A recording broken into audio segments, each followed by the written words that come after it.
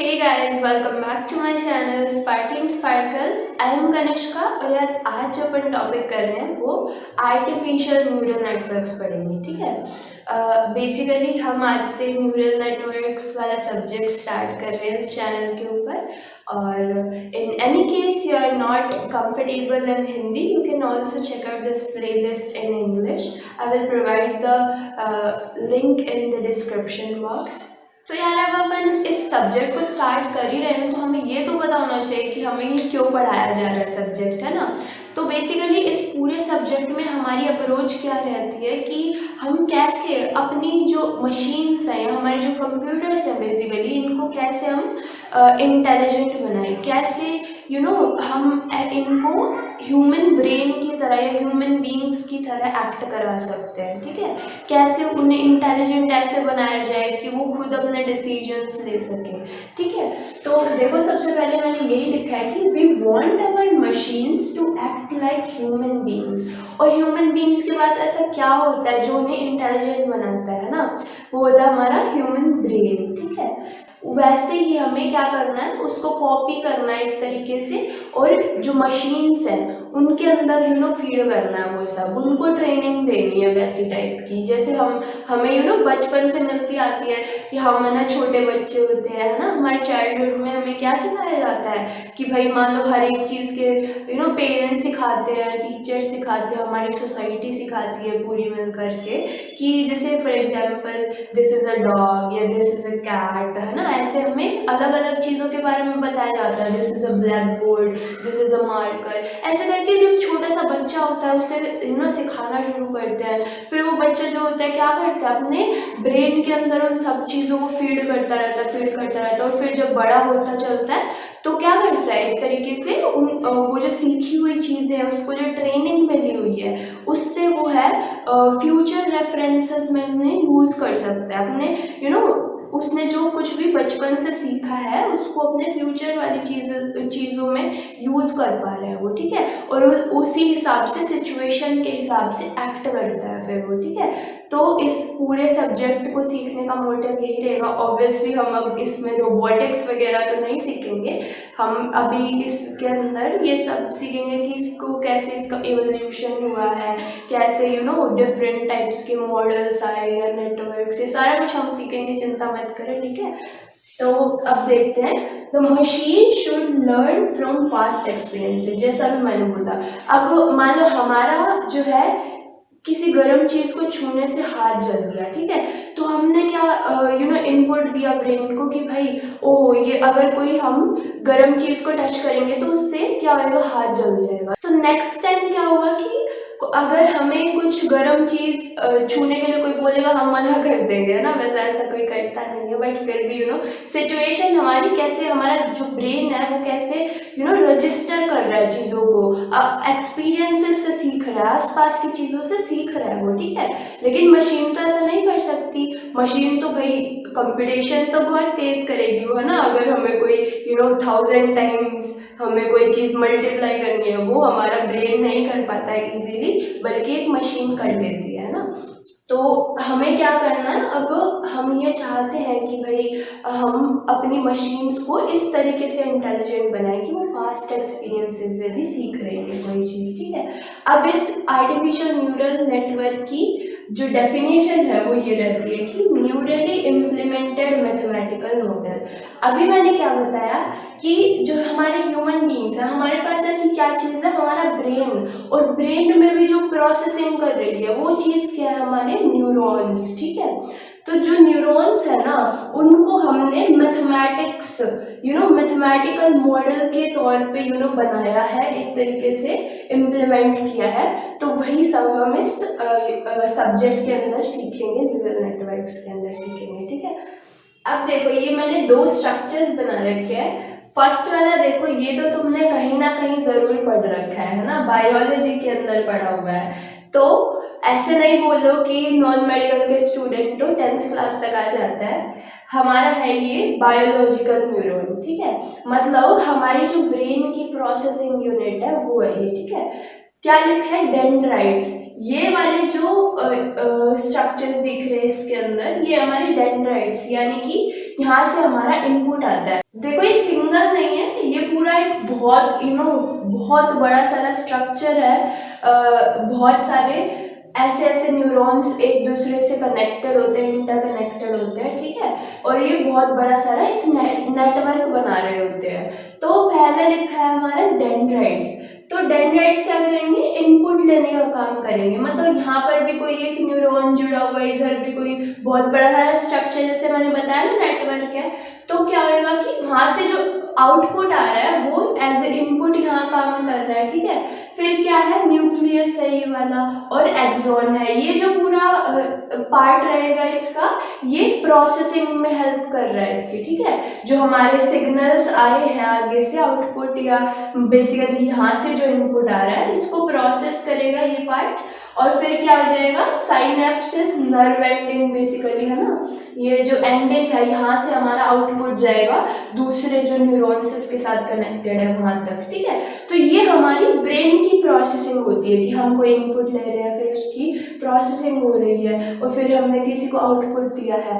तो ये सारा, और ये भी बोला जाता है कि भाई जिसके जितने ज़्यादा नंबर ऑफ न्यूरॉन्स होते हैं, जितने ज़्यादा नंबर, जितना वास्ट नेटवर्क होता है हमारे न्यूरॉन्स का, बायोलॉजिकल न्यूरॉन्स का, वो उतना ही ज़्यादा इंटेलिजेंट होता है ना। क्योंकि क्या होता है कि प्रोसेसिंग स्पीड बढ़ रही है उनसे, ठीक है।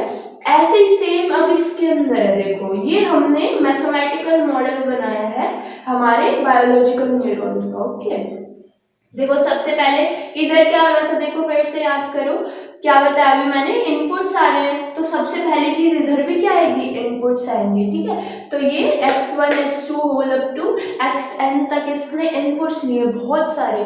जितने ज्यादा इनपुट रहते हैं हमारे पास, उतना जो आउटपुट के अंदर एक्यूरेसी ज्यादा निकल के आती है, ठीक है। तो बहुत सारे हमारे इनपुट आ सकते हैं इसके अंदर। फिर है ये देखो, ये क्या लिखा हुआ है मैंने, W1 W2 whole up to WN, ये लिखा है मैंने, वेट्स है ये। बहुत ज्यादा इंपॉर्टेंट पार्ट रहता है हमारा वेट्स, ठीक है। हर एक इनपुट के साथ एक वेट अटैच होता है, ठीक है। अभी इतना ही समझो, इनको मैं डिटेल में बताऊंगी, डरो नहीं, ठीक है। वेट्स होगा, ठीक है। हर एक जो इनपुट रहेगा उसके साथ एक अलग वेट अटैच होगा, ठीक है। x1 के साथ W1 अटैच है, x2 के साथ W2, ऐसे ही करते करते हमारी लास्ट तक जो हमारा लास्ट नोड है। अच्छा, इनको ये जो सर्कल्स मैंने बना दिए हैं, हर एक इनपुट, इन्हें नोड बोला जाएगा यहाँ पे, ठीक है। ये x1 एक नोड है, x2 एक नोड है, ऐसे करते करते xn तक हमारे पास नोड्स हैं, ठीक है।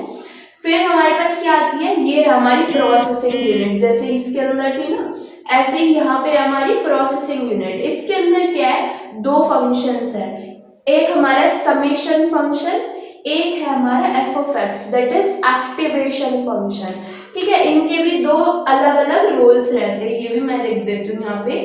ये एफ ऑफ एक्स है हमारा एक्टिवेशन फंक्शन, ओके, ठीक। फिर लास्ट में क्या होगा, प्रोसेसिंग हो गई, जो हमने इनपुट्स दिए हैं और इन फंक्शंस के हिसाब से प्रोसेसिंग हो गई। फिर y आउटपुट के तौर पे निकल के आता है, ठीक है। अब ये जो समीशन है, वही वाला काम है, इसका ऐड करेगा, लेकिन क्या ऐड करेगा, वेटेड सम निकाल के देगा, वेटेड सम ऑफ इनपुट्स, ठीक है। वेट्स है यहाँ पे, हर एक के साथ वेट्स है, इसलिए हम वेटेड इनपुट्स का सम निकालते हैं। कैसे निकलेगा, समीशन ऑफ xi wi, ठीक है, xi wi plus b is nothing but bias. ये यहाँ पे बायस वैल्यू हम क्यों ऐड करते हैं वो भी सीखेंगे, ठीक है। अभी इतना समझ आ गया कि कैसे क्या दोनों के दोनों में हमने कैसे सिमिलैरिटीज लेकर के आई हैं, ठीक है। तो ये समझ आ गया होगा। अब अभी यार तुम्हें देखो, इन दोनों के बीच में हमने जो सिमिलैरिटीज देखी, जो हमने इस चीज को, मतलब ये जो बायोलॉजिकल न्यूरॉन था, इसको कैसे हमने इधर इम्प्लीमेंट किया, ये समझ आ गया होगा।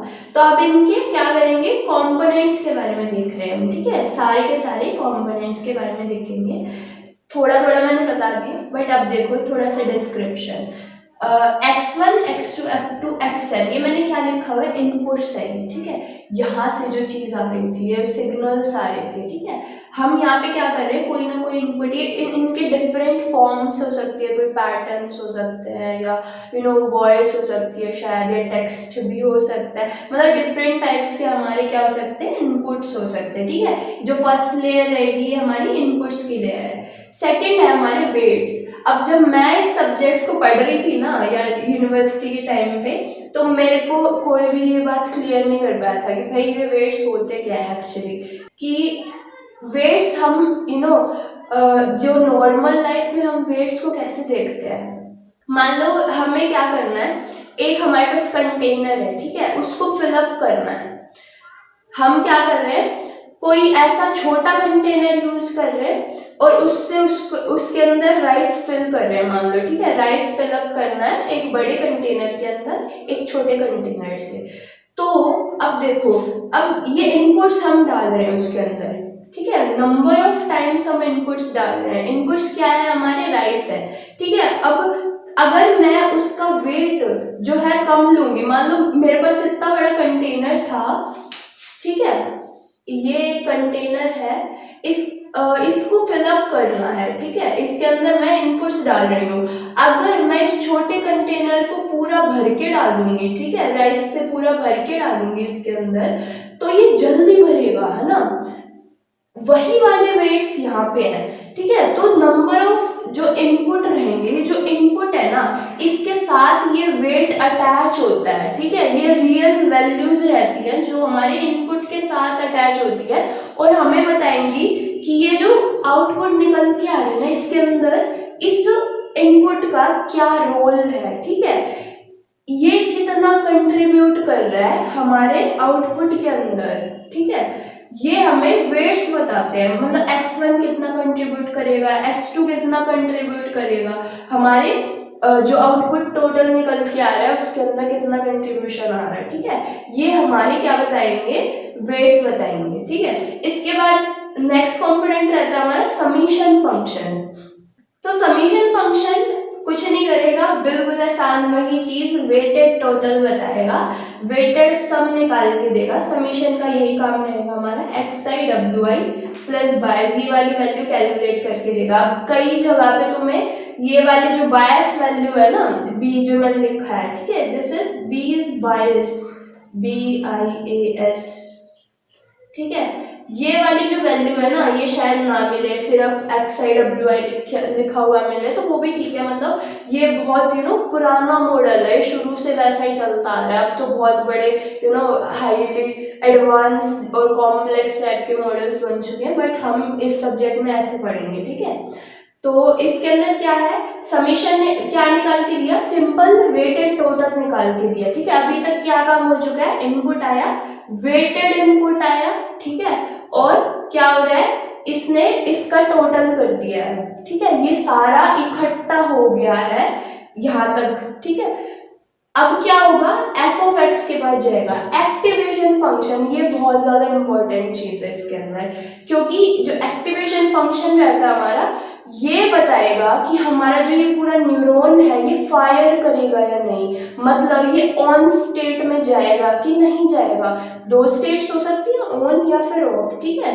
तो फायर कब करेगा ये न्यूरॉन, जब वो बताएगा हमारा एक्टिवेशन फंक्शन, ठीक है। और ये एक्टिवेशन फंक्शन बेसिकली बहुत सारे डिफरेंट टाइप के हो सकते हैं, वो भी हम आगे वाली वीडियोस में देखेंगे कि कैसे कैसे डिफरेंट सिचुएशन के लिए डिफरेंट एक्टिवेशन फंक्शन हम यूज करते हैं। तो इतना समझ आया कि यहाँ तक क्या हो गया, समीशन हो गया। फिर ये एक्टिवेशन फंक्शन बताएगा कि ये न्यूरॉन फायर करेगा या नहीं, और फिर हमारे पास क्या आ गया, आउटपुट निकल के आया वाई में, ठीक है। तो ऐसे कुछ हमारा ये मॉडल काम करता है, मैथमेटिकल मॉडल हमारा आर्टिफिशियल न्यूरल नेटवर्क का। होप तुम्हें ये सब क्लियर हुआ होगा। अच्छा, बायस रह गया है ना, बायस वैल्यू कैसे यूज हो रही है, ठीक है, अभी वो भी बताऊंगी। तो बायस वैल्यू के लिए देखो यार, मान लो अब तुम सोचोगे कि भाई ये तो बिल्कुल आसान सी एक मैथमेटिकल इक्वेशन लिख रखी है, हमने क्या कर रखा है ना, एक्स आई है, डब्ल्यू आई है, बी की वैल्यू है, सब कुछ हमें गिवन होगा, तो क्या हमें क्या ज़रूरत, क्या सिंपल इसका रट्टा मारो, इतनी थ्योरी क्यों पढ़ रहे हैं हम, है ना।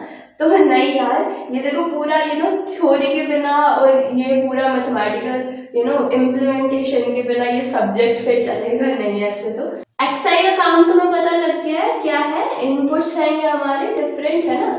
फिर वेट्स है हमारे, डब्ल्यू आई इज वेट, ठीक है। वेट हमारे क्या बता रहे हैं कि ये वाला इनपुट, ये वाला इनपुट अलग अलग कैसे कंट्रीब्यूट कर रहे हैं हमारे इस आउटपुट के अंदर। और फिर बायस वैल्यू, ठीक है। अब देखो इसी एग्जांपल से लेते हैं, W1 था हमारे पास 1, W2 था हमारे पास 0, ठीक है। और x1 x2 सबकी वैल्यूज है मान लो, ठीक है। तो हम क्या निकाल रहे हैं, यहाँ से कुछ ना कुछ वैल्यू आ जाएगी, मतलब x1 is non zero obviously, तो हमारे पास कुछ ना कुछ x1 W1 की वैल्यू निकल के आएगी। ये जीरो होने के बाद क्या होगा, जो ये वाली वैल्यू बनेगी वो भी जीरो बन जाएगी, है ना। x2 W2 जो है वो हमारा जीरो बन जाएगा।